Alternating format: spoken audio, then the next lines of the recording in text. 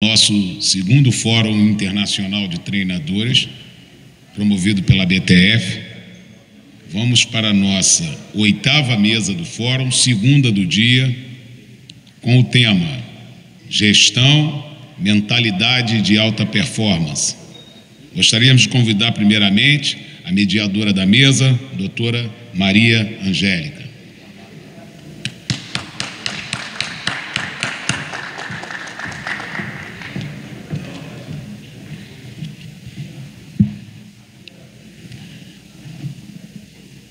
Gostaríamos de chamar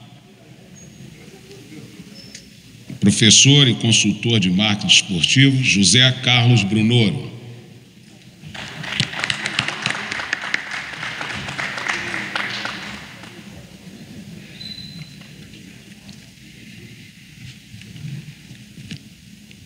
Daniel Muniz, consultor de marketing esportivo também.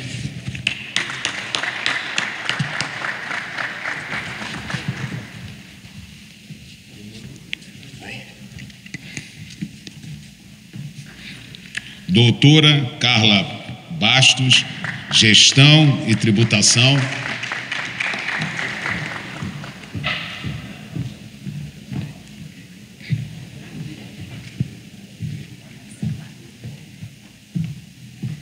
E, finalmente, Doutor Diogo Neto.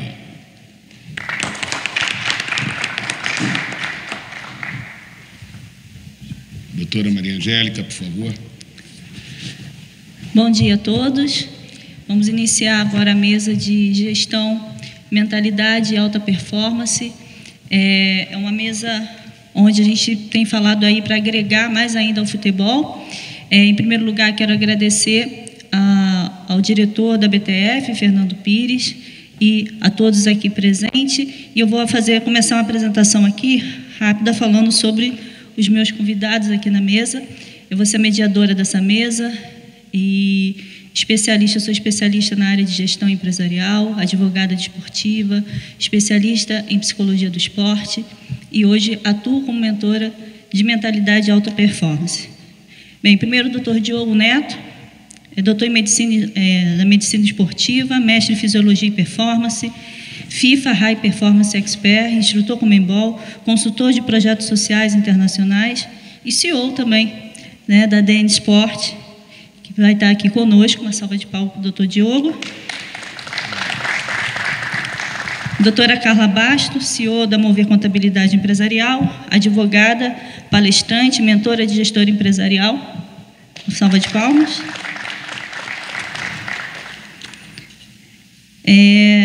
Nosso consultor esportivo e CEO, doutor José Carlos Brunoso, ex-CEO do Palmeiras, cofundador do Osasco Audax, foi atleta profissional, preparador físico, técnico, dirigente esportivo, coautor do livro Futebol 100% Profissional, consultor de marketing esportivo, membro do Conselho Nacional do Esporte, do Ministério do Esporte, com mais de 45 anos de experiência em esportes profissionais. Uma salva de palmas. E Daniel Muniz, ex-atleta de futebol e atualmente CEO da Dizor Company, uma empresa de coprodução e consultoria de marketing para empresários. Então, vamos iniciar a nossa mesa. Vamos começar agora com o doutor Diogo. Vamos lá. São tantas perguntas aqui. Vamos começar a falar sobre a questão, quando a gente começa a falar sobre mentalidade e alta performance, nessa mesa aqui, a gente está trazendo um panorama bem 360, da gente conseguir agregar para vocês uma visão, tá, para que vocês mudem, né, a mentalidade de vocês. Então, a gente está trazendo aqui o conceito do network, o doutor Diogo ele é especialista nessa área. Então, vamos começar primeiro falando o que é network, afinal de contas. Bom dia a todos. Obrigado aí pela oportunidade. Eu sou o Diogo Neto, tenho aí atuado muito forte nos últimos anos no futebol e agora também no futsal. Experiência aí na questão de projetos com a CBF, né?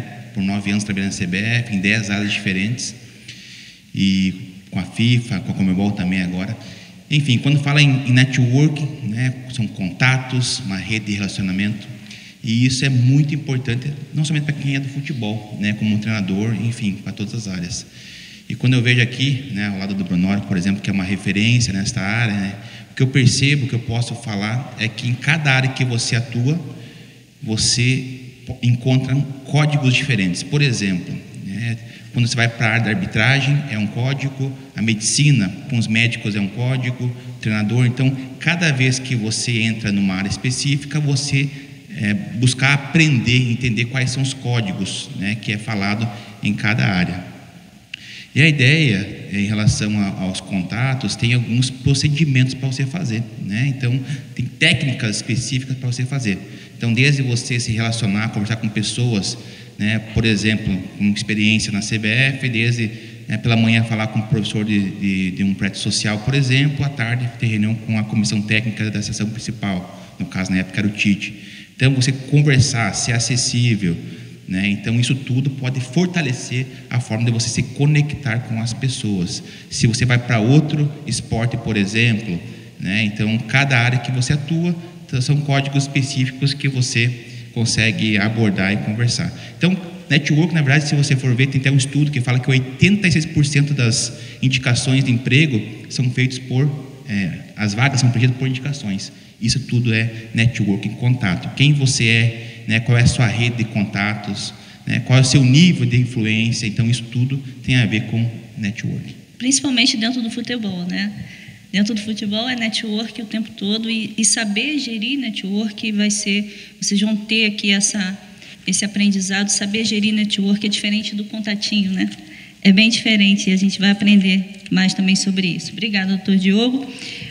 Vamos falar agora com o senhor José Carlos Brunoro, porque falei que eu vou explorar bastante ele aqui, porque o conhecimento vasto na área, que mentalidade, né? Na área de gestão, veio desde do conhecimento ali da técnica, de atleta, então você consegue perceber todos os pilares dentro do ambiente esportivo, você já passeou por ele. Como é que está a formação dessa mentalidade hoje para a alta performance, para a contribuição do nosso futebol? Bom, bom dia, agradecer o convite, prazer estar participando com gente tão legal aqui na mesa. Bom, eu sou um privilegiado, né? Eu fui atleta de voleibol, depois fui preparador físico, técnico, dirigente, então passei por todas as fases de um treinador até chegar a dirigente também.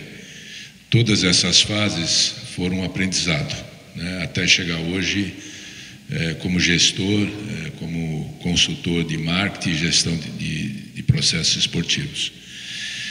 O treinador hoje ele tem que entender alguns pontos importantes. Eu como fui professor de educação física e treinador, às vezes o treinador se limita exclusivamente à parte do campo. O treinador hoje não é só isso, tá? Se vocês pensarem, tudo que envolve um treinador são muito mais coisas que vocês hoje têm que se aprimorar, né?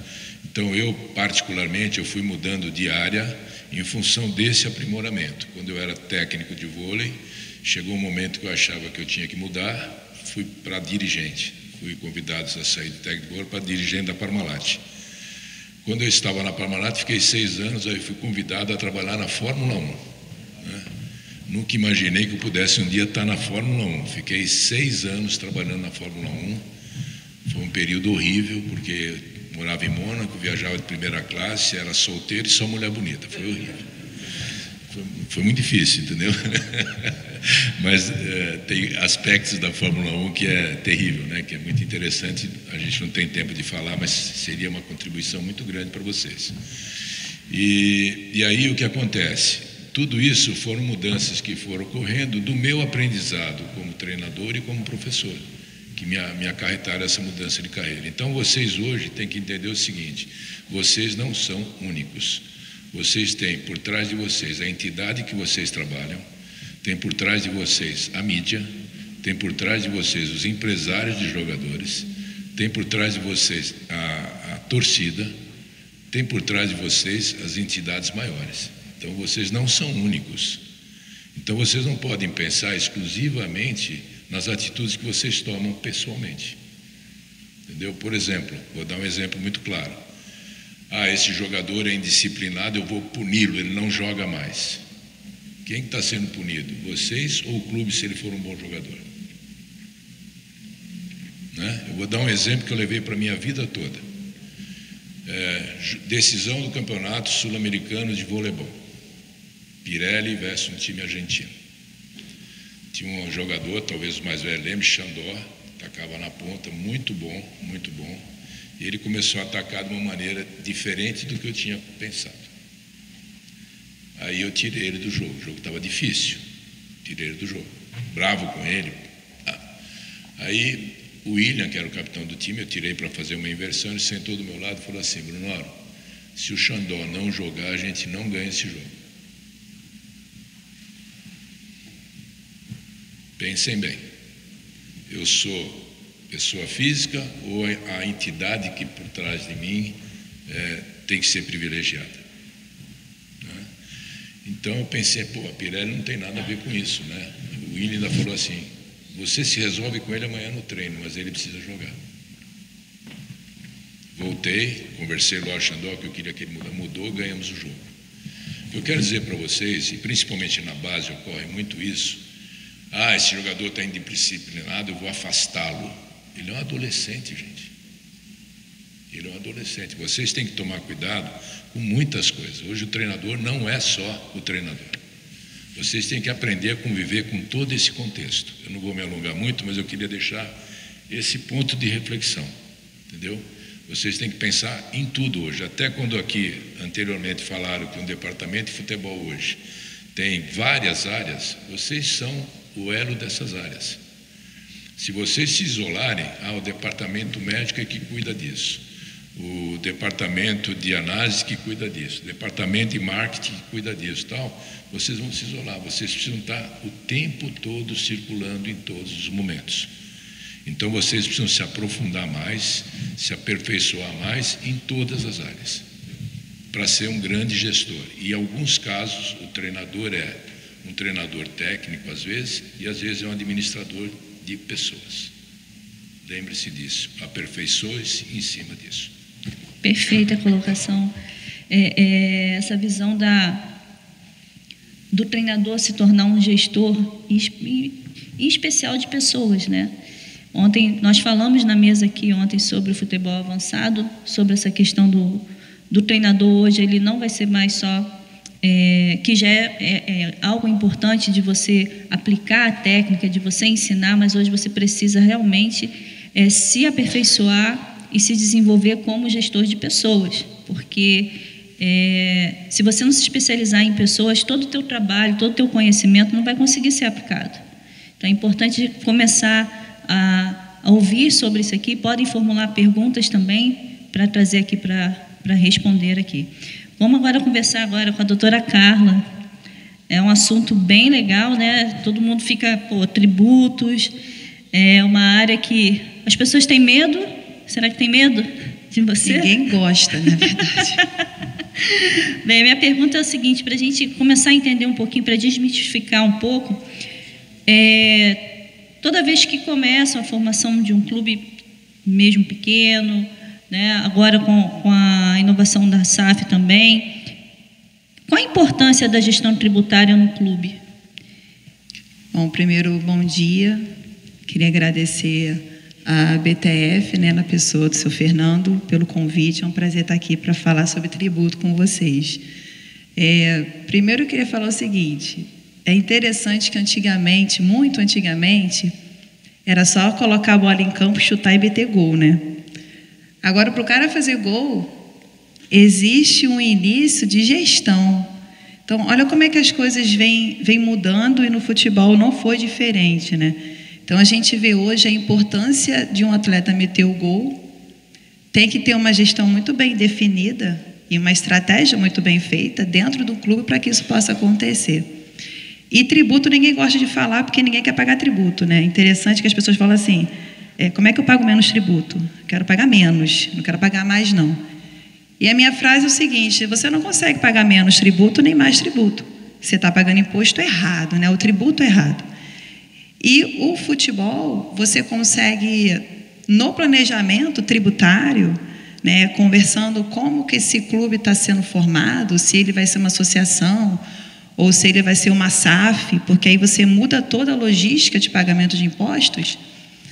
Como é que está sendo feito esse contrato? Quais são as cláusulas que estão ali dentro? Tudo isso vai interferir no tributo que você vai pagar. E isso é dinheiro saindo do clube. Então, tendo um planejamento tributário, conversando com as pessoas que são capacitadas para fazer esse movimento dentro do clube, você consegue ter uma gestão tributária eficiente e sobrar dinheiro, né? Para que vocês possam fazer investimento, comprando jogadores, trazendo investidores para dentro do clube, tendo uma saúde financeira, uma boa saúde financeira, na verdade, dentro do clube de futebol. Então, na verdade, hoje a gestão tributária ela tem que estar dentro do planejamento estratégico do negócio em si, né? Quando você vai criar um planejamento estratégico empresarial, a gestão tributária já tem que estar ali, porque geralmente só é vista de uma forma emergencial, né? A gestão chega para um advogado tributarista e fala assim: olha, estou com dívida, não estou conseguindo pagar, aí que vai se pensar. Como que é feito hoje, na tua visão, a importância da gestão tributária desde o planejamento estratégico, de uma forma preventiva, de uma forma contínua? Qual o impacto disso? Então, quando a gente faz um planejamento estratégico preventivo, a gente evita sanções, né, do próprio governo. Antigamente não, né? Há pouco tempo, a gente ouvia muito em penhora online. Penhora online porque você não pagou tributo, né? Você deve um ente federativo, seja ele a Receita, seja ele a Prefeitura, e ele vai lá e faz um processo judicial contra o clube. E aí a penhora era muito famosa, a penhora online, aquela penhora do dinheiro, né? Eu vou lá e bloqueio o seu dinheiro. Hoje a galera está penhorando até troféu, está penhorando tudo que o clube possa ter para pagar a sua dívida. E aí você começa a perceber o seguinte: são bens tangíveis e bens intangíveis que o clube está perdendo. Porque se você falar para mim quanto custa um troféu, eu posso falar que custa R$1. Mas para o clube que ganhou, ele tem um valor inestimável, gente. Aquilo eu não consigo mensurar o valor daquele troféu para aquele clube. E ele pode perder para pagar uma dívida tributária. O problema de não fazer uma gestão tributária correta, e desde o início do clube, ou quando o clube entende que é preciso fazer isso em tempo rápido, você às vezes não tem dinheiro. E o dinheiro que você tem, ele vai ser pego para pagar o imposto. E aí você tem sanções, você tem execuções fiscais, você tem certidões negativas que você não consegue ter, e aí você pode perder oportunidade de investimento ou de investidores, porque você não consegue liberar uma certidão negativa da Receita Federal, por exemplo. Teve uma do Fluminense que ele perdeu no Maracanã, eu li muito rápido, né? Porque não conseguiu apresentar, entre ele e o Flamengo, não conseguiu apresentar uma certidão negativa da Receita Federal. Então, é prejudicial, muito prejudicial. Estou complicado aí. Foi? É prejudicial para o clube quando ele não tem, desde a sua formação, um plano, um planejamento tributário adequado que possa garantir para ele uma saúde financeira. Perfeito, obrigada. Agora, Daniel Muniz, vamos falar um pouquinho sobre marketing. Marketing esportivo. A visão hoje, para quem está até na questão de rede social, existe muita confusão, né, do marketing em si. Queria que você explicasse um pouquinho para os treinadores o que é marketing esportivo, qual é a função dela dentro da gestão, né, de um marketing esportivo. Bom dia, pessoal. É um prazer estar aqui, receber esse convite da BTF, estar compartilhando essa mesa com excelentes profissionais. Em relação a marketing, hoje nós temos vários tipos de marketing, dentre eles o marketing esportivo. Então, uma empresa que vem de fora, por exemplo, uma Red Bull, uma Nike, uma Adidas, ela olha para o esportivo como um meio de incentivar o esporte para aumentar o valor dela percebido para a marca e atribuir toda aquela emoção do esporte que ele traz para o torcedor, para quem vive aquilo, para atribuir aquilo para a marca. Então, hoje nós temos aí os 4 P's do marketing ali que vem do Kotler, por exemplo, que é produto, preço, praça e promoção.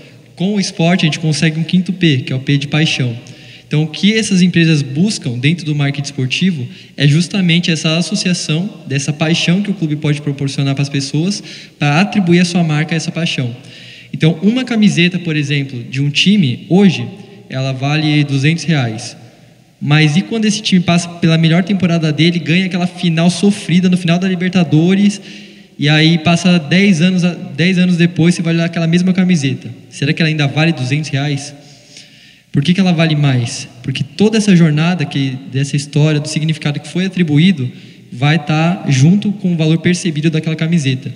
E a marca que está como patrocínio, ali na frente ou atrás, onde ela estiver, toda aquela emoção do título, da construção de tudo aquilo ali, vai estar junto com ela. E isso, na hora da gente tomar uma decisão de compra, que vem do emocional, vai também na mente do consumidor, ela toma aquela decisão por conta disso. Então, por exemplo, quando a Fiat, a primeira vez que ela ganhou da Chevrolet, lá na Bahia, por exemplo, foi quando ela investiu no marketing esportivo. Ela começou a patrocinar o Bahia e o Vitória.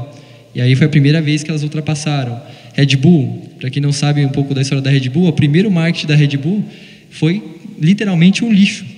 Eles pegavam a latinha, amassavam ela e jogavam no lixo, para que as pessoas que passassem pelos arredores assim vissem o que esse trem aqui está todo mundo tomando. Daí vai lá e para perguntar. E investiam também para as pessoas irem nos mercadinhos para perguntar se tinha Red Bull, se tinha tal coisa. Foi o primeiro marketing deles.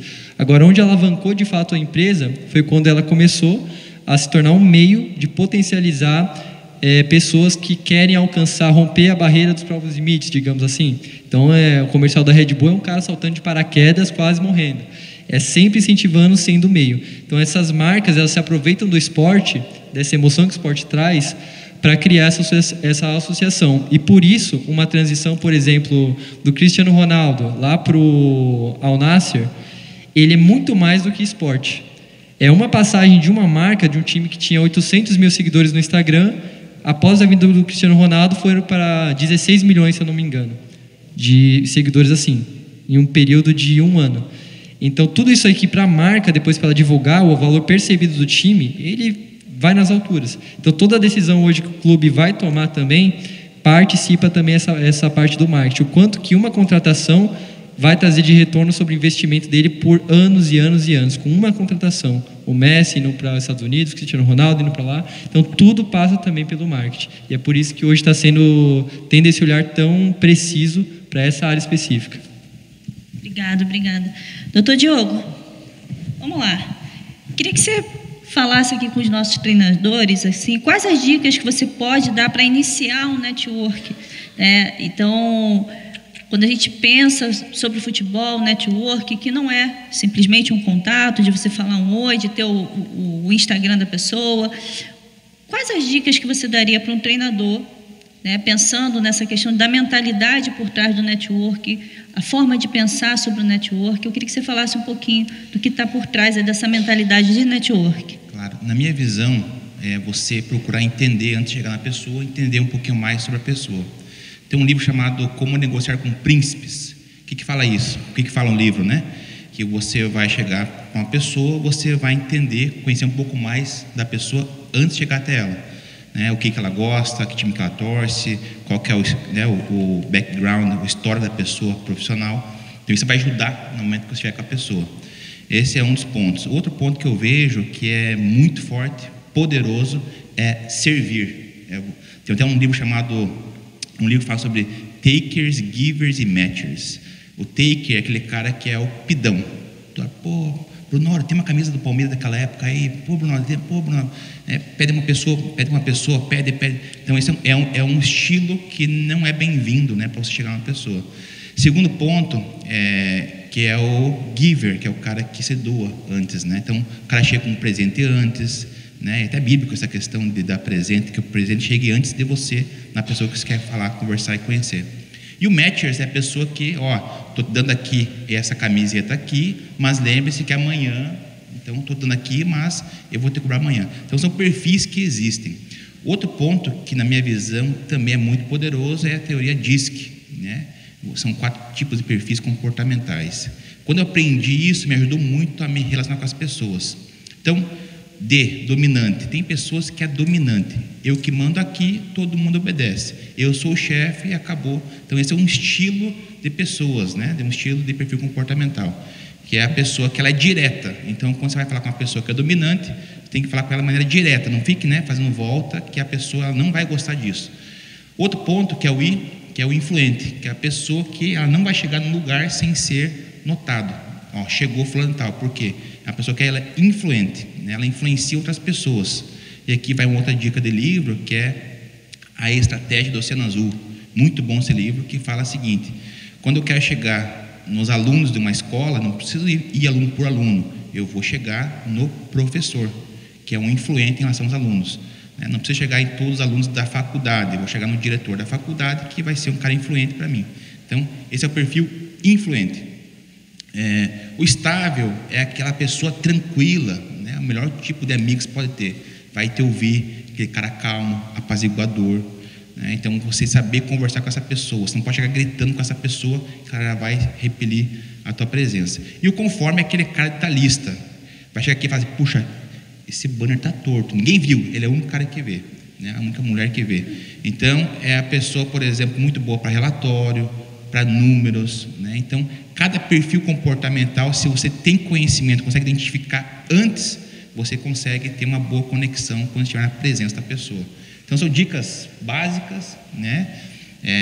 O que você fazer antes, durante e depois, né? Antes, saber conhecer um pouco da pessoa. Durante, como se portar, como se comportar quando está com uma pessoa famosa. Por exemplo, eu lembro que eu estava em Camarões em 2011 e tinha o Jackson Go, que foi um goleiro na época, né? Na época da Camarões e tal, e do La Corunha. E eu lembro que um amigo meu falou assim: Diogo, quando ele chegar aqui, não seja um professor fã, que é o cara que fica perguntando, pedindo, tirando foto e tal.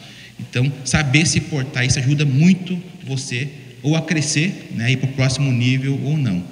E para finalizar esse ponto aqui, que eu vejo, é a questão de saber perguntar. Até um tipo de princípio, né, que é o PPP, Pergunta Poderosa Sabedoria, PPS, quer dizer. O que isso quer dizer? É você fazer perguntas de uma maneira, né, que vai aguçar a pessoa. Puxa, que interessante essa pergunta. Eu já vi pessoas, por exemplo, que perdeu o emprego porque fez uma pergunta na hora errada ou fez a pergunta errada. Então, a pergunta ela pode te projetar para o próximo nível, ficar onde você está, ou você pode também ser excluído, né? Então, essa questão de saber perguntar, se portar, se comportar em diferentes ambientes, isso tem muita relação ao network. Perfeito. E você consegue entender assim os tipos de conexão de um treinador? Os tipos que ele tem que ter? É a mesma coisa, né? Por exemplo, o treinador de futebol, você gerencia coisas e lidera pessoas, né? Então, o treinador de futebol tem que ter o conhecimento do ecossistema que envolve, né, todo o seu ambiente. É a relação dele com o torcedor, é a relação com o diretor, né? Tem um futebol ainda, né, tem muito cargo político, saber lidar. Você vê que o cara não entende nada de futebol, mas tem que saber conversar com a pessoa, né, atender bem, porque essa pessoa também pode derrubar nos bastidores. Então, você entender o ecossistema, né, por isso que é muito importante os cursos de formação, você aprender sobre preparação física, fisiologia, mentalidade, a questão da odontologia. São vários tipos de conhecimento que você deve ter para poder se manter num time de futebol, num clube com uma seleção. Uma pessoa que está aqui, o Márcio, conheci ele no projeto da FIFA que teve, estava, acho, na seleção de Guiana. E eu estava participando de um programa da FIFA, eu fui um dos 15 experts da FIFA para cuidar de um programa chamado Ecossistema do Futebol. Nós estudamos o futebol de 205 países, e eu fiquei responsável por 13, e um dos países que estava responsável era a seleção que o professor Márcio, ele era o treinador da seleção. E me chamou muita atenção o histórico dele. Então, se você quer aprender sobre como se portar um case de sucesso, eu acho que o professor Márcio é um case de sucesso. Por quê? Porque abria, né, você pensar diferente em outros níveis, né? Porque a gente fica pensando somente no Brasil, né? Puxa, que é treinador do Flamengo, do Palmeiras, do Grêmio e tal. Mas tem muita oportunidade fora do Brasil. Então, aproveitar a oportunidade aqui, professor Márcio, para dizer que você é um case de sucesso, né? Porque para você sair do teu país e ir para outro país, Outra questão que é muito importante, que é a comunicação, saber se comunicar. Eu vejo que é uma questão que o treinador de futebol do Brasil, até teve uma discussão no grupo que eu estou participando, da questão do idioma, né? Quem não falava disse que não precisava, mas quem falava disse que é importante, né? Até a conversa que nós tivemos aquele dia lá foi em inglês, por exemplo, e chama atenção, abre portas. Talvez seja por isso que você está conseguindo, né, galgar grandes projetos, seleções, times e clubes no caso. Então, eu vejo que essa questão de você ter conhecimento, estar preparado, na minha visão, a palavra é preparação, né? Eu fiz mestrado, doutorado, e isso me ajudou muito na minha trajetória, né? A questão de você ter as hard skills, né? Curso de idiomas, por exemplo, a faculdade, as licenças que você fez, e outra coisa são as soft skills, que é a questão de habilidades socioemocionais. São tantas coisas, na verdade, que você tem que aprender, mas a questão é que você tem que estar em movimento, tem que estar aprendendo. Então, na minha visão, é você se preparar em todos os níveis, entender aonde é que você quer chegar, onde é que você está hoje, aonde é que você quer chegar e o que você vai fazer para chegar até onde você tem interesse em chegar. Então, hoje o network ele é uma estratégia, né? Quando tem a mentalidade desenvolvida, essas habilidades desenvolvidas, ela é uma estratégia, né, para você encontrar as pessoas certas, tomar decisões certas, fazer as conexões realmente que vão te levar, né, você preparado, capacitado para um próximo nível. Sabe quem quer ter o verdadeiro networking? É aquela pessoa que vai defender, vai falar bem de você na tua ausência, em lugar estratégico. Esse é o verdadeiro networking. Então, é a pessoa que vai falar bem do teu trabalho, que vai te indicar para outras pessoas, né?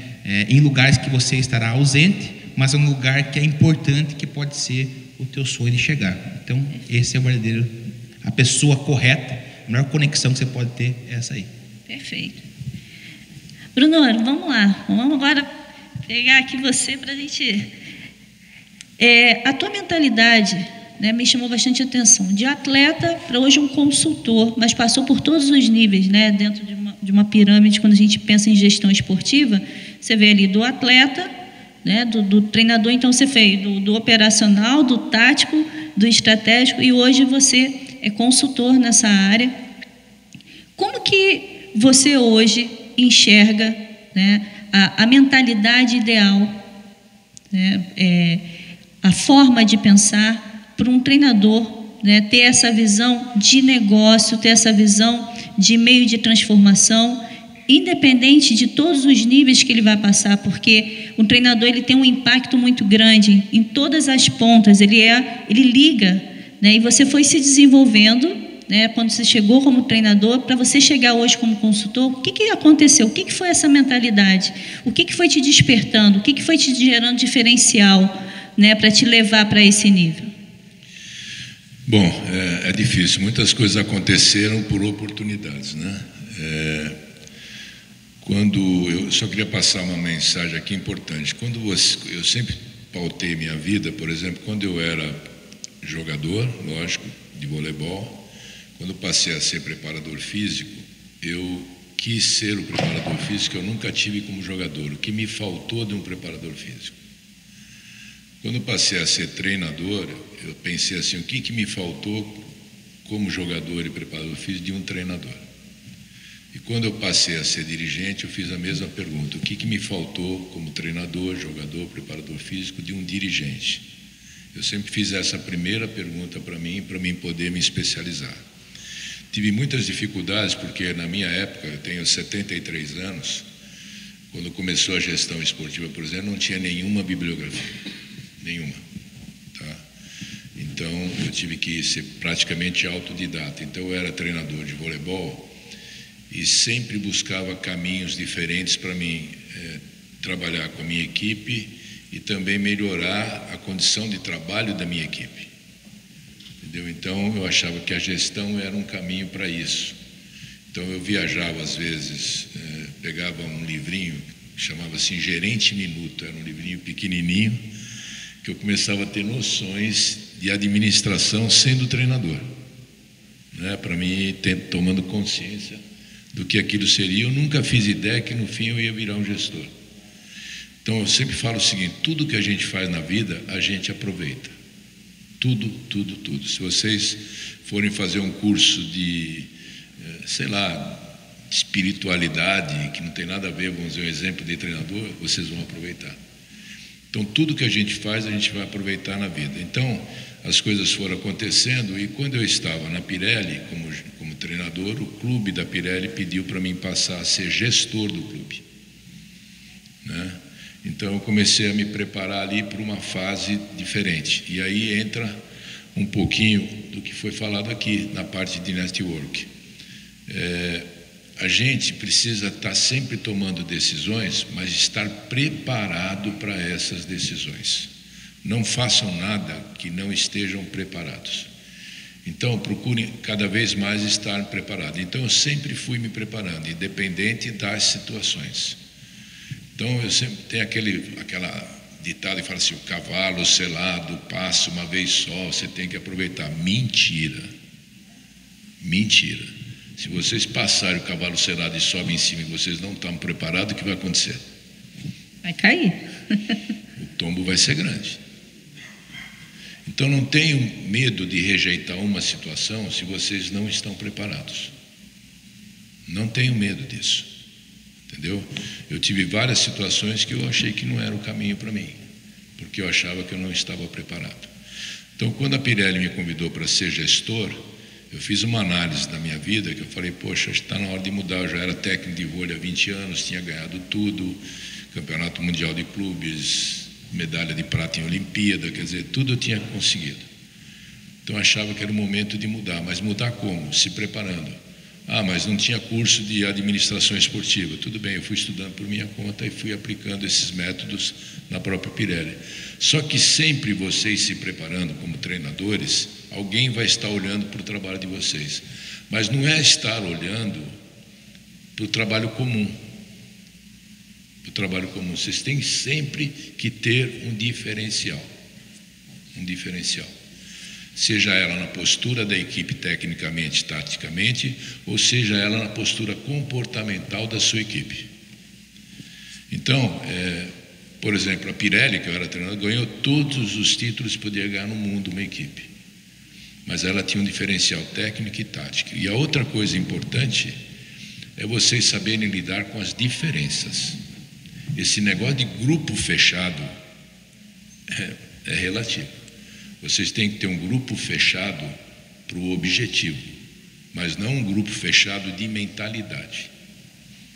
Por exemplo, time do Palmeiras, que foi campeão em 93. Eu tinha Edmundo, Evair, Antônio Carlos, só carinha fácil de lidar. Só carinha muito fácil de lidar. Mas eles não, por exemplo, um grupo, quando eles entravam em campo, eles pareciam irmãos, porque eles tinham o objetivo da competição. Quando terminava o jogo, um gostava de rock, outro de balada, outro de não sei o quê, eram respeitadas as suas individualidades. Então o grupo ele se faz de comportamentos individuais que vocês têm que aprender a respeitar para poder motivar esse jogador e saber levá-los a um objetivo comum, que é o objetivo da competição. Esse é o maior segredo do treinador. Então, as equipes motivadas, e elas serão motivadas por quem? Por vocês. Por vocês. Então, se aperfeiçoem em estudar cada vez mais. E hoje, eu estou lidando com uma motivação diferente. Eu criei um time pela Zinzane chamado Zinza. Está começando na 5ª divisão do Carioca. A minha motivação é a mesma de quando eu ganhei um título pelo Palmeiras. Mas ele já é um time diferente. A gente já começou ano passado, ganhamos sub-20, sub-17, sub-20 Carioca. Esse ano já ganhamos a Série C do Carioca. Porque a gente introduz metodologias comportamentais muito importantes. Então, vocês como treinadores, vocês têm que aprender a ter esse processo. Sejam diferentes. Não façam o lugar comum. Aperfeiçoem-se, estudem e saibam lidar com a mentalidade de cada pessoa. Vocês são o elo de ligação entre a performance de uma equipe e com a entidade que vocês representam. Vocês são as pessoas mais importantes. E vocês têm que aprender a lidar com o mundo que vocês vivem. Que é, se o time ganhou, o jogador é bom. Se perdeu, vocês não souberam trabalhar. Mas o que importa é a consciência de vocês para melhorar e atingir os objetivos. Então, essa situação que eu fui mudando cada vez mais de área foi porque eu achei novas motivações. Eu lembro que quando eu deixei de ser treinador, já fazia uns 15 jogos que eu ia para um jogo e não sentia absolutamente nada. Não sentia nada dentro de mim. Entendeu? Então eu falei, acho que está na hora de parar. Porque se eu não sinto nada, é porque alguma coisa está errada. Então aquele amor que o Beltrame falou ali, a gente tem que ter sempre, tem que ter o friozinho na barriga sempre. Senão, para nós não vai valer. E sabe o que vai acontecer se vocês não tiverem? Vocês não vão passar isso para o atleta. Vocês não vão passar isso para o atleta. E eu sentia que com aquela minha perda de motivação, meu time também estava perdendo motivação. E vocês têm que estudar a cada momento, a cada situação, o comportamento dos seus jogadores. E lembrar que eles não são um comportamento geral, eles são únicos.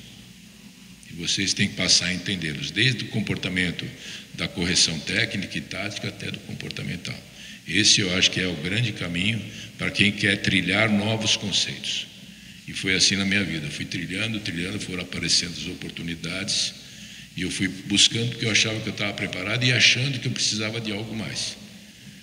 E estou assim até 73 anos buscando algo mais. Perfeito. Essa tua visão que você foi escalonando, né?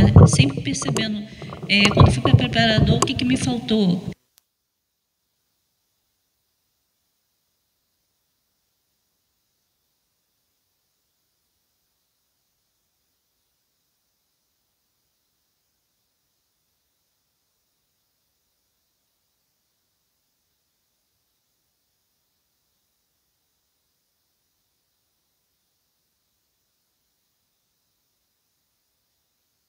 Se colocando e procurar oferecer o melhor, o que você precisava, de observar, de saber o que você pode ser mais útil possível dentro da posição que você está exercendo. Eu queria que você falasse sobre isso, que eu acho que é de extrema importância, tanto da servidão quanto da questão do egocentrismo. Bom, lembrando sempre, partindo do princípio que o treinador, ele não é o processo, ele faz parte do processo. Lembrando assim. Então, se vocês partirem desse princípio que vocês fazem parte de um processo importante, tá? Que vocês não são o processo, a gente começa a pensar no que eu posso fazer para melhorar. E melhorar não só a mim, é melhorar o que está em volta. O pior sentido é quando fala assim, eu estou sem condições de trabalho. Se eu estou sem condições de trabalho, o que eu estou fazendo ali? Ou então fala, bom, estou sem condições de trabalho, o que eu posso fazer para melhorar essas condições de trabalho? Então, não pode ser aquele cara, céus, dia, azar. Não, vocês são o reflexo daquilo que o time vai querer. Vocês sempre vão buscar algo melhor. Se vocês não têm a condição, vocês vão buscar essa condição. Então, aí é o sentido de servir. Eu vou servir aquilo que eu estou trabalhando e vou melhorar as condições daquilo que eu estou trabalhando. Entendeu? É a mesma coisa quando eu dei aula numa escola pública de educação física, quando eu comecei minha carreira, eu não tinha bastão para dar aula de bastão. Eu pedi para os garotos levarem cabo de vassoura. Eu queria dar uma aula de bastão. A vizinhança veio reclamar que roubaram todas as vassouras. Certo? Mas eu dei a aula de bastão, tá certo? Então, esse conceito do servir é muito importante. Vocês é que vão servir de todos os modos, ou melhorar as condições que vocês vão trabalhar, ou ser até um conselheiro de um jogador que está precisando. Eu vou servir aquela entidade que eu estou, porque eu vou melhorar, e com isso quem vai melhorar? Eu mesmo. Eu mesmo. Entendeu? Então, essa situação, ela é muito legal. Vocês são os pilares de muita coisa, gente. O treinador é o pilar de muita coisa. Não se acomodem. Tente cada vez mais melhorar. É que nem eu falo para o jogador, você levantou de manhã, olha no espelho e vê um cara que precisa melhorar. E o treinador é a mesma coisa. O que está faltando para mim melhorar esse time? Entendeu? Então, é importante essa servidão em termos de pessoais e também a nível de grupo. Excelente. Recebemos aqui uma pergunta que é para o Muniz e para o Dr. Diogo. André Luiz fez a pergunta: acredito que o network e o marketing precisam caminhar juntos. Como utilizar essas duas ferramentas muito difíceis hoje em dia, sem meter os pés pelas mãos e acabar com isso não atingir o propósito esperado? Posso falar? Tá bom. Realmente, o marketing e o network, eles andam muito ligados. Por quê? A gente tem que entender que o clube é uma empresa ali, ele é um produto composto de vários produtos. Sendo assim, o atleta, um treinador, por exemplo, com quem ele anda, com quem ele faz network, também impacta na imagem do clube e em todo esse valor dele. Então a gente vê direto agora jogadores que fora do horário de trabalho, entre aspas ali, do treino, o jogador é pego numa balada.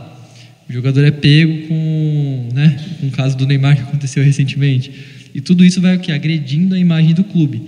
Então, com quem você está fazendo o negócio, com quem você está se conectando, as pessoas que você aparece, isso faz muito, muito sentido. E partindo do ponto de vista de que o marketing é sobre despertar desejo, gerar demanda, gerar oportunidade, o network também é um meio de você gerar oportunidade. Então, no caso do treinador, um treinador comum, ele quer ganhar títulos. E é isso. Um treinador que ele está acima da média, ele usa o que ele tem, o trabalho que ele tem, como meio para algo maior, para formar pessoas com princípios, jogadores com princípios, seres humanos. Ele usa essa ferramenta que ele tem dentro do esporte para elevar, para comunicar uma mensagem maior. Não sei se vocês já ouviram falar do Colin, que era um jogador de futebol americano. O que aconteceu com ele? Já linkando essas duas partes de network, de posicionamento com marketing. O Colin era um jogador de futebol americano, estava crescendo, ascendendo na carreira, e em determinado momento, lá nos Estados Unidos, estava acontecendo uma questão de racismo muito grande. E ele, em forma de protesto, toda vez que acontecia o hino, ele abaixava, ele ficava de joelho, e fazia o gesto assim, com a mão fechada. E ele começou a fazer isso, com um protesto pacífico ali. E todo mundo começou a agredir ele. Tanto a mídia, as pessoas, até torcedores do próprio clube começaram a agredir ele. E ele era um dos caras que era patrocinado da Nike. Nesse momento, ele teve uma atitude de se associar a uma causa maior que gerou impacto na imagem dele e do clube. A Nike permaneceu com ele nesse momento. Porém, depois que ele saiu do clube, ele não conseguiu entrar em nenhum outro clube. Toda vez que ele tentava entrar no clube, estava tudo certo para assinar, parecia que a liga dava um jeitinho de tirar ele de lá, de não deixar ele, como se o clube fosse sofrer algum tipo de punição. E a Nike, quando ela se posicionou junto com ele nesse momento, ela perdeu muito valor de mercado, milhões e milhões. Igual quando o Cristiano Ronaldo tirou uma garrafinha de Coca-Cola para lá, que a empresa perdeu bilhões, da mesma forma a Nike perdeu milhões e milhões. Depois de passado um tempo, outros jogadores começaram, por conta do que aconteceu com o Colin, começaram a entrar nos campos e fazerem o mesmo protesto. E aí foi um problemão, porque de um cara, só de um atleta, começou um movimento inteiro na liga. E aí ou você escolhe se você vai ter liga, ou você escolhe se você vai abaixar o pezinho, e reconhecer que existe algo maior ali. E o Colin acabou, agora não sei se ele chegou a voltar assim, o que ele era antes no esporte, mas enfim, o que aconteceu foi que depois que passou tudo isso, a liga pediu desculpas para ele, como se ela sempre tivesse ao lado dele e tudo mais. E esse caso acabou ganhando muita fama, muito sucesso. E o que aconteceu? A Nike, que tinha perdido milhões, mas ficou com ele por conta dessa causa, que ela defendia junto, depois que aconteceu tudo isso e o Collins foi reconhecido e começou a crescer novamente, ela fez uma campanha. E a frase da campanha principal era mais ou menos assim: não pergunte se seus sonhos são loucos, mas se eles são loucos o suficiente. E contava meio que essa trajetória de várias pessoas que tinham tudo para dar errado no esporte, mas persistiram naquilo que elas acreditavam para levar esse legado para frente. E o Collins acabou comprometendo a carreira dele por algo maior que ele defendia. Agora, imagina quanto que a Nike depois cresceu isso aí em mercado, por conta de uma causa que ela defendia. Então, em relação a marketing network, que tem a ver com causas que vocês vão defender, a pergunta que eu queria trazer para refletir sobre um treinador é: além de jogos ganhos, qual é a mensagem, qual é a causa que eu quero levar por meio do meu trabalho, por meio do que eu estou fazendo. Como que eu posso transmitir isso? Através dos meus atletas, através de um posicionamento, de uma entrevista, e levar isso para o esporte. Dessa forma você consegue aumentar o teu valor, se diferenciar de um padrão comum de treinador e ir para um treinador que está muito além, um treinador que está a fim de pegar o esporte e usar ele como meio para algo muito maior. Então essa relação entre os dois é muito cuidado com quem a gente vai se associar e quais vão ser as causas que nós vamos participar, porque tudo isso vai interferir em oportunidades e em valor percebido de mercado. Às vezes você é um treinador que tem uma competência X, o outro é a mesma competência, mas o cara consegue ter um acesso por conta de uma pessoa que ele se conectou, ou por conta de algo que ele fez extra-campo, extra-tático, que gerou para ele uma nova oportunidade. Então seria essa a relação que eu trago da minha visão sobre marketing para isso. Perfeito. Deixa eu complementar uma questão também que eu vejo é marketing pessoal, né? Então, todos nós somos uma marca. Todos nós somos uma marca. Até eu ganhei um livro muito legal da Regina sobre rebranding, no caso, né? Então, nós vamos evoluindo, a nossa marca vai mudando, né? Então, é possível fazer isso. Ainda bem que é possível fazer isso. Então, a gente tem essa evolução também como marca. Então, por exemplo, nós não devemos julgar pela aparência, mas devemos cuidar da nossa aparência. A Bíblia fala que Deus vê o coração, mas o homem vê a aparência. Então, essa questão de tomar cuidado com a sua aparência também é uma questão de marketing pessoal, de marca pessoal. Eu lembro de uma oportunidade, eu estava voltando de um evento, de um congresso, estava dentro do avião e eu lembro que tinha uma pessoa do meu lado, não tinha ninguém aqui, né? Só tinha um rapaz aqui, não parecia nada, não estava vestido de terno, nada, normal assim. E nem dei moral pro cara, nem sei quem é o cara. E eu lembro quando a gente baixou, acho que foi lá aterrissamos, se não me engano, foi em Frankfurt, e descemos, o avião parou, tal, e avisaram, ninguém vai descer antes, né? Ninguém vai descer e tal. E o único cara que desceu foi ele, antes de todo mundo. E quando desceu assim, eu olhei assim pela janela assim, tinha um carro parado esperando ele. Até hoje não sei quem é ele, não sei quem é. Mas eu talvez tenha julgado pela aparência, não quis me conectar com a pessoa, conversar. Talvez possa ter perdido uma oportunidade por ter julgado a aparência de uma pessoa. Então isso ficou muito marcado para mim, né? Então, não julgar pela aparência, mas ao mesmo tempo você tem que ter esse cuidado em relação à aparência, marketing pessoal, em relação à marca pessoal, porque todos nós somos uma marca. E Deus dá oportunidade, Deus ele é especialista em dar novos começos. E cada vez que você recomeça, você muda a sua marca, né, de forma geral, né? Quando você começa a aprender, conhecer, buscar conhecimento, a sua marca vai melhorando, né, vai crescendo. Então, esse ponto é bem importante. Excelente, excelente. Doutora Carla, vamos lá. Como que os clubes de futebol hoje eles podem reduzir, né, essa visão da carga tributária de forma legal e eficiente? Primeiro eu queria pegar o gancho, né, acho que 2 assuntos atrás, de mentalidade, que não adianta eu fazer uma boa gestão tributária, não adianta eu estar em prol disso, né, buscar os melhores para me ajudar, se eu não mudo a mentalidade para isso. Então, tudo que eu faço hoje em prol do clube, né, a gente está falando aqui dos clubes, eu preciso ter um gestor que ele tenha a mentalidade transformacional, porque ele precisa entender que o tributo que ele vai pagar, ou não, dependendo da forma societária, não é algo devedor, não é uma dívida que ele está contraindo, é uma consequência do dinheiro que está entrando.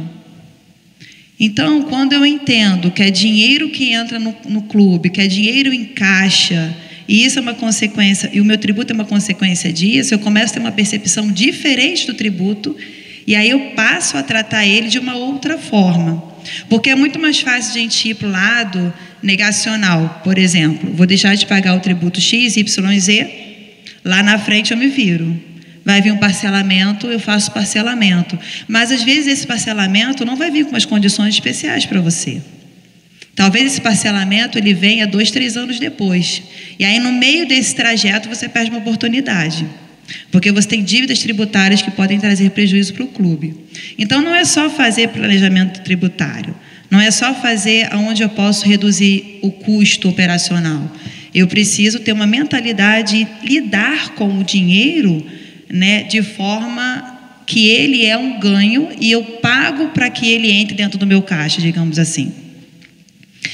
E aí eu consigo, então, ir para a sua pergunta. O que eu posso fazer, então, para reduzir? Existe hoje o Profut, né, que é o que a gente chama na parte empresarial, é um parcelamento específico, é um parcelamento para uma determinada empresa, e eles dão condições muito boas, né? 50%, 70%, 90% às vezes de reduções da multa e juros, não do imposto principal, mas da multa e juros, que já é um grande ganho. Quando eu procuro pessoas, né, capacitadas que possam me mostrar onde eu posso reduzir isso, quando eu faço lançamentos contábeis, aí entra a contabilidade, a importância da contabilidade em fazer os lançamentos em contas, que a gente chama de contas certas, que vão me dar no resultado final do ano um lucro em vez de prejuízo, e aí eu consigo reduzir o meu imposto, e aí eu abro um parênteses aqui, e isso interfere muito no tipo de tributação que o clube escolhe, né, que as pessoas envolvidas nesse departamento escolhem, que a gente tem Simples Nacional, lucro presumido, lucro real.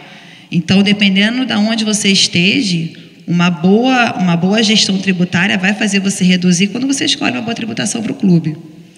Quando você faz os lançamentos contábeis referente a essa tributação, você reduz de forma lícita.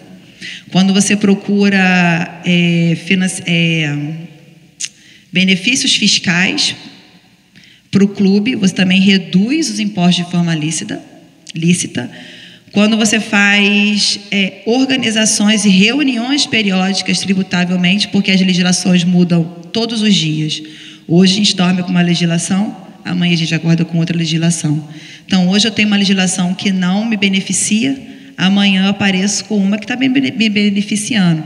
Então, é preciso estar estudando as legislações, e isso é o profissional, para trazer para o clube as melhores condições de redução de carga tributária. Perfeito. Doutor Diogo, vamos lá. Como é que um treinador ele pode criar oportunidades para ele melhorar a rede dele de network? Existe uma forma? Existem meios?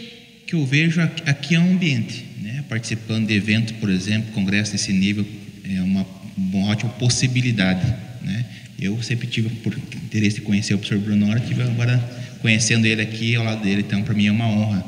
Então, quando você tem essa possibilidade de conhecer pessoas, né, e quanto mais especialista você for em pessoas, melhor vai ser a possibilidade de você fazer contato com outras pessoas. Um ponto bem importante também que na minha experiência, eu dizia assim que eu não trabalho com futebol, trabalho com gestão de ego e vaidade. No futebol, o que tem demais é isso. Então, e eu lembro que tem até o Dr. Pedrinelli falou uma frase que eu gostei muito, assim, a questão não é você engolir sapo, é ter que dar um beijinho no sapo antes de engolir. Então, tem que saber, né, ver coisas, né, ouvir, e você ter essa sabedoria, né, essa inteligência intrapessoal, né, saber quem você é, qual é a sua identidade. Isso vai te ajudar muito em relação a conhecer outras pessoas. Eu acho que falei várias dicas, né, mas tem também a questão desde você, como o corpo fala, né, a maneira que você se comporta, se porta, a tua postura, tudo isso ajuda você a se conectar com as pessoas, né, desde você cumprimentar, quando alguém chega para te cumprimentar, né, você ficar de pé, cumprimentar, olhar no olho da pessoa, né, que é conhecido como o V0, o rapport. Isso tudo ajuda você a criar conexões fortes, poderosas com outras pessoas, né? E outra possibilidade também é quando você está com a pessoa, é você mencionar o nome da pessoa, né? Estou contigo, Maria, Maria, uma vez, então você mencionar o nome da pessoa várias vezes, porque o melhor som que pode existir para uma pessoa é o nome dela mesmo. Então você falar, Marisa, né, que é a nossa primeira capitã da seleção aí, grande profissional, faz um trabalho muito bom, né, na parte social. Aproveitando a oportunidade aqui, né, Marisa, por te honrar aqui publicamente pelo trabalho que você faz, tua trajetória. Mas tudo isso você consegue, né, aproximar as pessoas, né, de você. E eu vejo quem você é, né? Tem como é que eu avalio uma pessoa, né? Que são os 4 Cs, na minha visão. Isso aqui você pode se avaliar e avaliar outras pessoas. Primeiro C, caráter. Tem, vai para o próximo nível. Não tem, já está fora. E eu vejo que eu não avaliei dessa forma na minha carreira e me prejudiquei muito por causa de pessoas.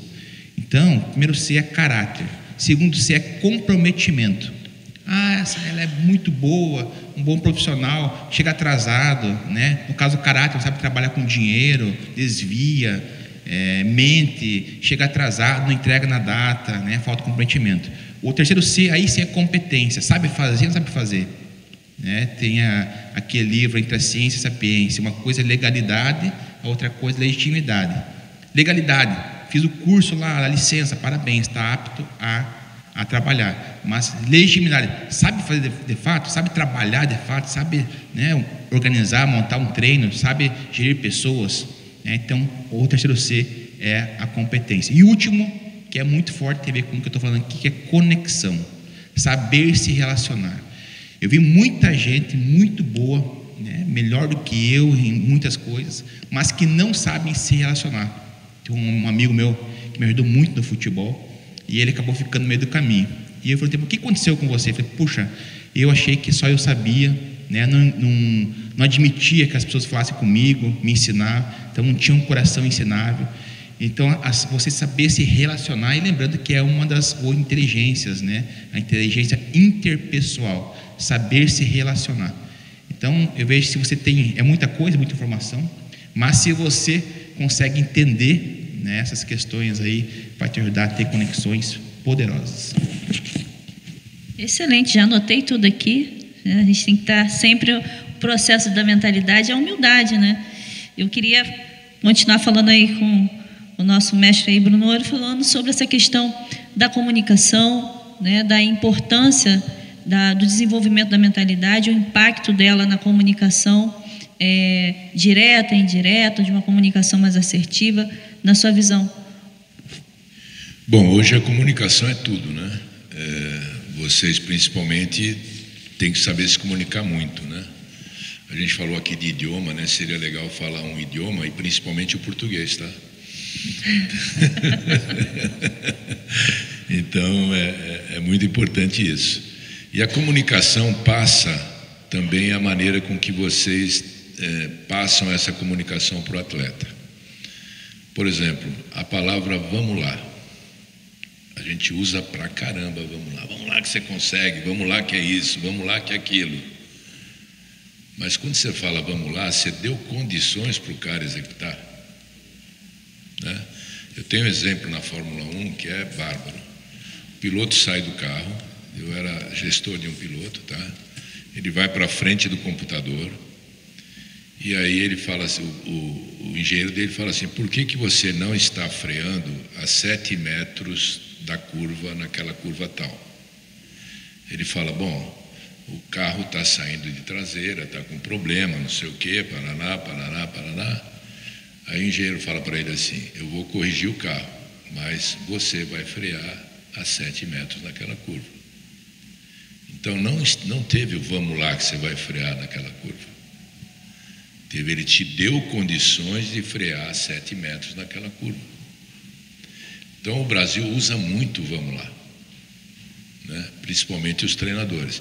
E o problema da Fórmula 1 é o seguinte: se ele frear a 7 metros, ele pode ganhar a corrida. Se ele frear a 8 metros, ele pode perder a corrida. Se ele frear a 6, ele pode morrer, né? Então, é uma situação muito clara de dar condições e passar confiança àquela condição que você deu, né? Então, a comunicação hoje, ela é fundamental, desde a comunicação no todo, que a gente falou do marketing, com a imprensa, com todo mundo, mas principalmente uma comunicação assertiva aos seus comandados. Essa comunicação assertiva vira o quê? Motivação. Motivação, que é a palavra-chave de um líder. Vocês não são mais chefe hoje. Não existe mais a palavra chefe, existe líder. E o líder, ele tem um grupo motivado, ele consegue motivar cada pessoa em torno de um objetivo. A liderança, ela se faz de várias maneiras. Quando você chega num clube, a sua principal liderança inicial é o seu conhecimento. Se você passar para os seus comandados que você conhece aquilo, já é a primeira liderança. Se vocês não passarem segurança de que vocês conhecem o trabalho de vocês, já começa errado. Por isso, estejam sempre se preparando. A liderança começa pelo conhecimento. A segunda é pelo seu modo de agir, a transparência com o grupo. Isso é fundamental. E com isso vocês vão ter uma liderança positiva pelo conhecimento e a transparência pelo grupo, e aí vocês vão ter um trabalho mais fácil de lidar com todos eles o tempo todo. Então a comunicação hoje é fundamental. Vocês aprendam a se comunicar. Aprendam a se comunicar muito, porque vocês vão ter que falar com a imprensa, vocês vão ter que falar com o jogador, vocês vão ter que falar com o dirigente, vocês vão ter que escutar o marketing, entendeu? Porque faz parte do processo de vocês essa comunicação muito mais abrangente. E tomar muito cuidado com a rede social, que é a comunicação mais invasiva que existe. Mais invasiva que existe. Então vocês têm que estar muito atentos a tudo que falar, tudo que porventura for passar uma ideia, porque as redes sociais são comunicações invasivas, que podem trazer prejuízos enormes. Então, a palavra-chave é essa comunicação. Excelente. Nessa questão da comunicação, na sua vivência dentro do esporte, como que funciona, na tua visão, a questão de uma transparência, uma comunicação mais objetiva com os critérios adotados pelo treinador? Tem muito essa questão e isso ocorre muitos ruídos na comunicação, principalmente dentro da equipe. Isso causa impactos, não só conflitos, até confrontos. E eu queria que você trouxesse essa visão da importância de uma comunicação, se ela tem que ser objetiva, se ela tem que ser subjetiva, nos critérios, às vezes, de como ele vai se relacionar com o grupo. Eu acho fundamental isso, tá? Um pouco do segredo daquilo que eu conquistei foi essa comunicação mais clara com os jogadores, né? Por exemplo, eu sou contra eu falar a coisa, o grupo está agindo assim, o grupo está agindo desse modo, mas tem gente que não está. Porque às vezes o treinador se esconde por trás de falar o grupo não acertou, o grupo não sei o quê, o grupo não sei o quê, e aí o cara que acertou. Então vocês têm que ter uma comunicação interpessoal muito forte, não ter medo de enfrentar os problemas.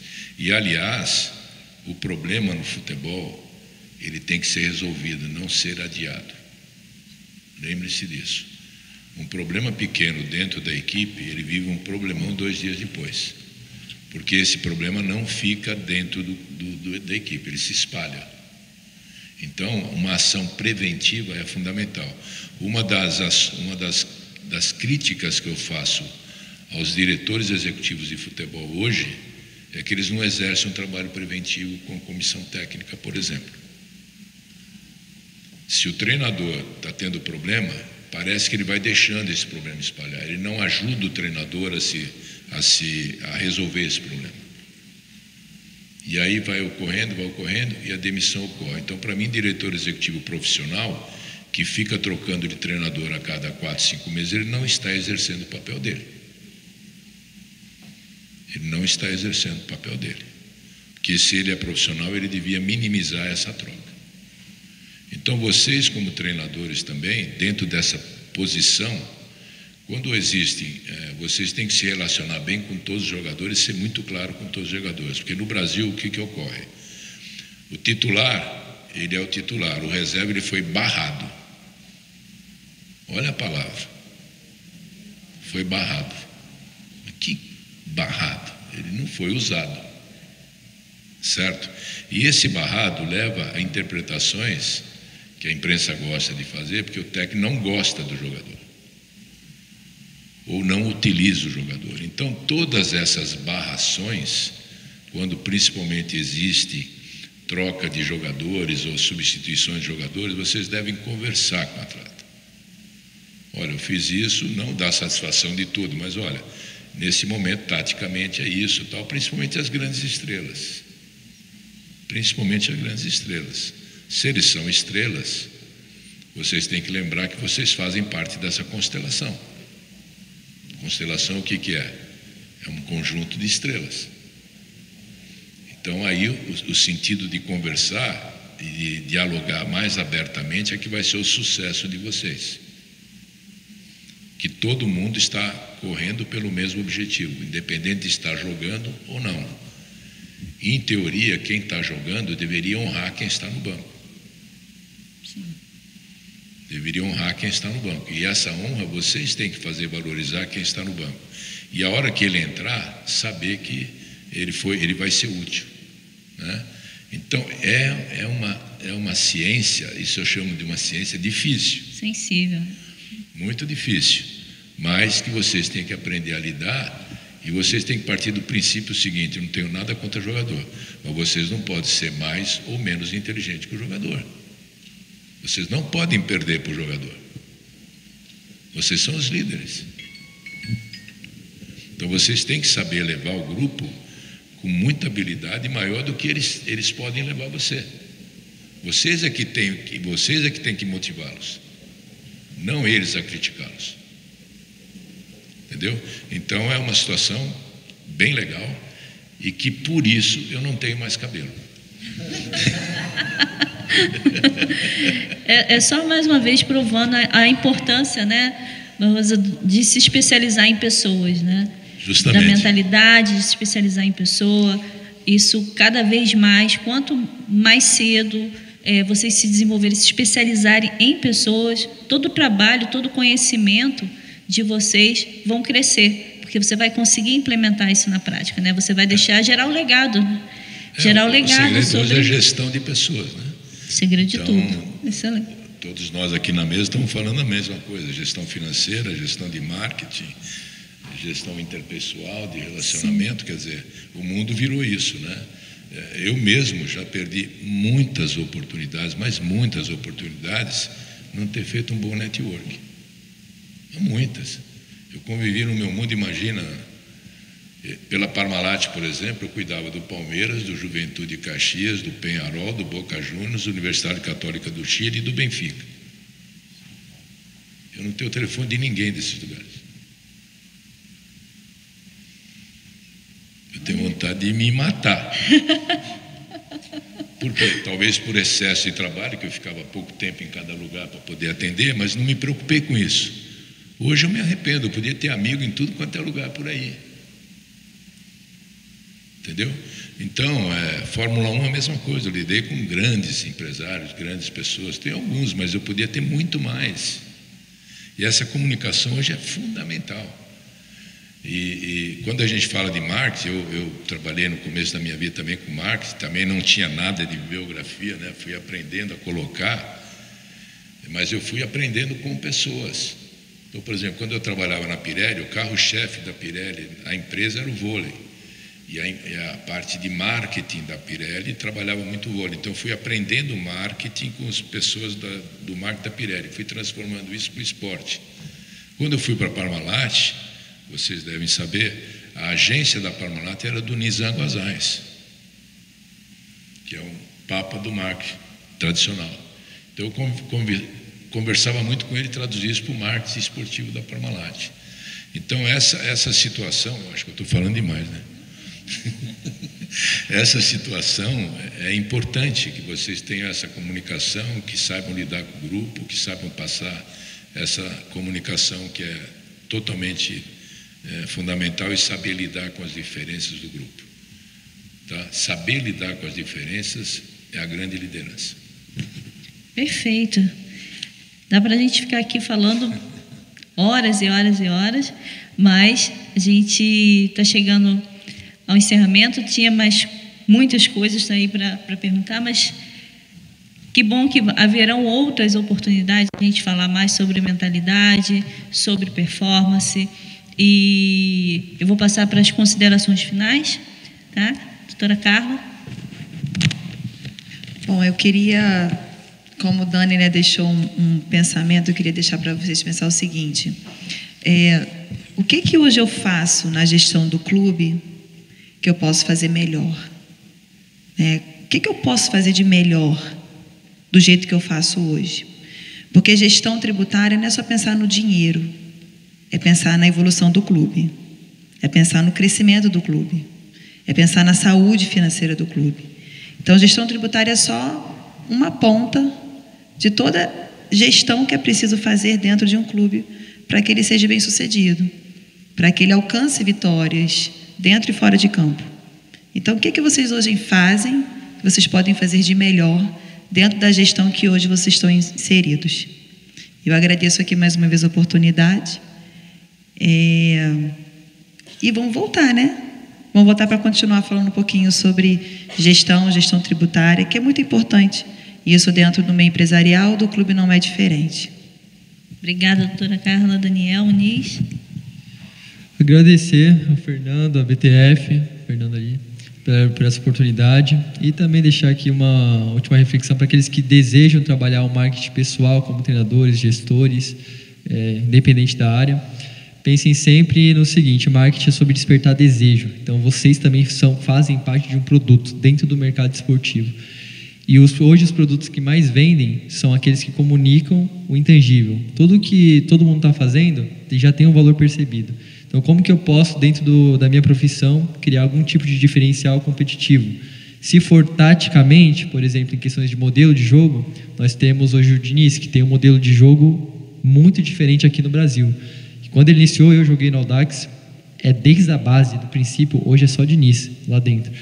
Desde a pressão, pós-perda, tudo assim. Então, ele criou uma identidade de jogo tão diferenciada que não importa o time que ele vai, reconhece ele rapidinho. A saída de bola, a seleção agora que assistiu o jogo agora, já deu para ver alguns detalhes ali. Então, ele criou um diferencial competitivo.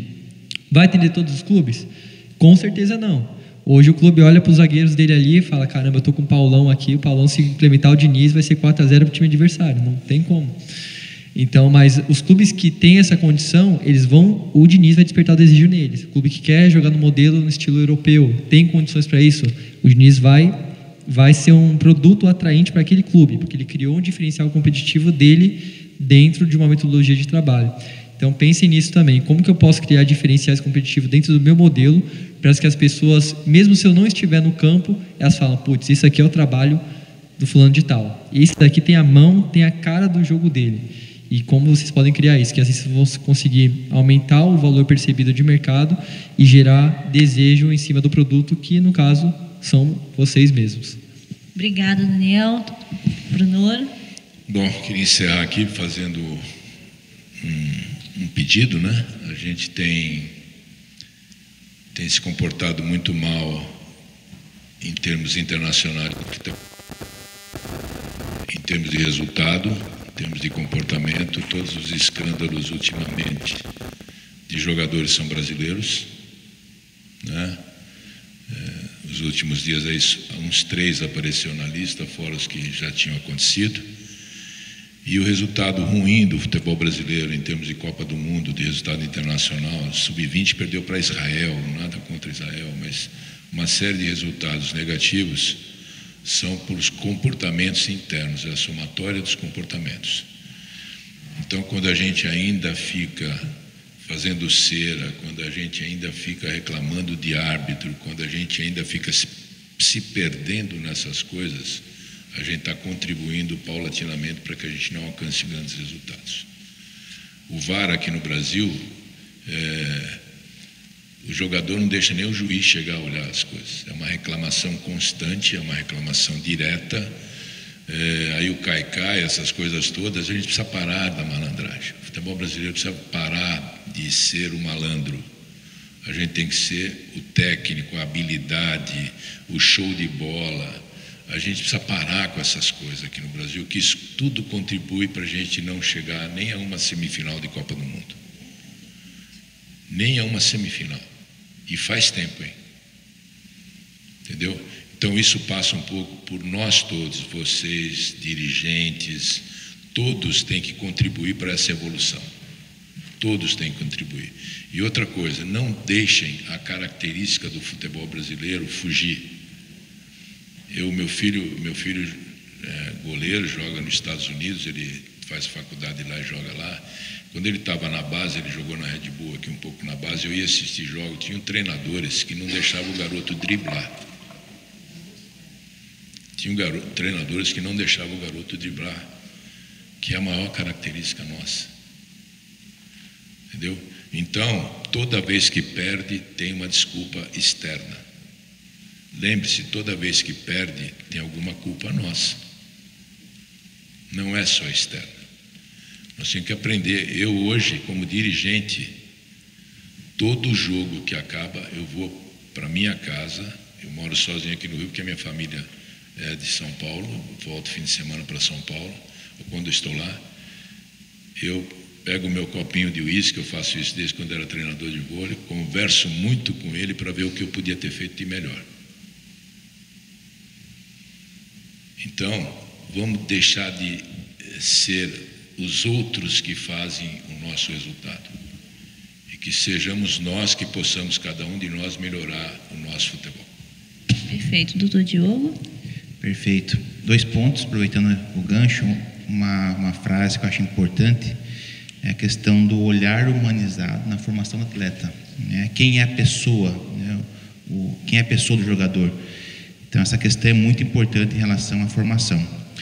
Segundo ponto que eu vejo, não tenha medo de recomeçar. Né? Como falei antes, todos nós temos novos começos, recomeço, todo período da nossa vida. Né? Agora há pouco eu decidi não ir para clube, por exemplo, né? Decidi abrir uma empresa e tal, e abriu muito oportunidade para mim na área do futsal. Então, toda a parte de qualificação profissional do futsal brasileiro pela CBFS, a minha empresa está fazendo, já estou expandindo para o Peru, né, para fazer um peruano de futebol. E também um projeto muito interessante que é o futsal na escola. Então, essa questão que a gente vê, né, da iniciação, então a gente está com um mega projeto aí em todo o Brasil, em escolas públicas, onde a criança vai jogar o futsal no contraturno escolar.